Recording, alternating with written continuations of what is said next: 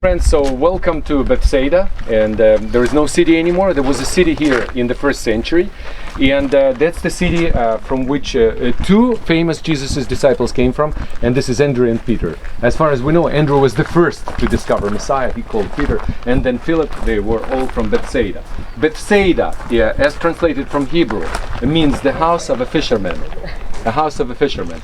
Okay, this place was only discovered in the end of the 19th century as a place where this fishing village was, and there is still a controversy about the authenticity of this place. Some scholars, they say maybe this is not the place. It's very difficult really to identify this, the places from the New Testament, but most of the scholars right now agree, and that's why we came. We saw a sign that said this is Bethsaida and everything, but during the excavations, what the archaeologists found was more of the period of the first temple, from the Old Testament period, than from the New Testament period.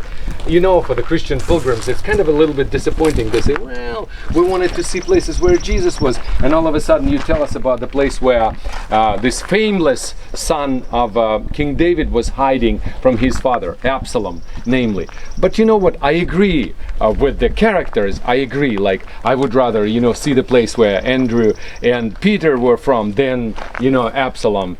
Although, Peter was not always also famous in his life.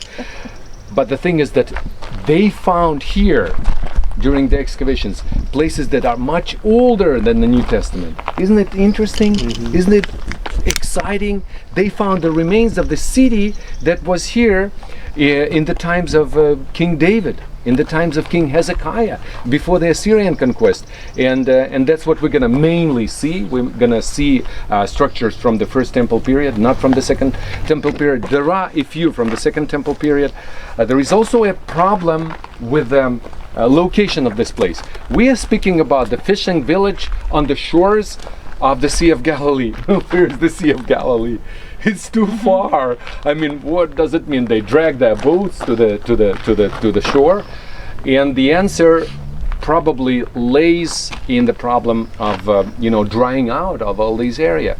We siphoned water from the Jordan River, and that's why Jordan River right now is so insignificant. The level of the Sea of Galilee also dropped significantly, and that's why we can suppose that the sea was bigger and the Jordan River was bigger, and the village may have been at the shores of the Sea of Galilee, or at the shores of the Jordan River, and from there they probably rowed the boat into the sea. We don't know. Maybe it was on the Jordan River. We don't know. But right now what you see, all this plain called Bethsaida plain, is further away from the shores of the sea, and you will see it when we are on the site, because the site is there. You see the structures?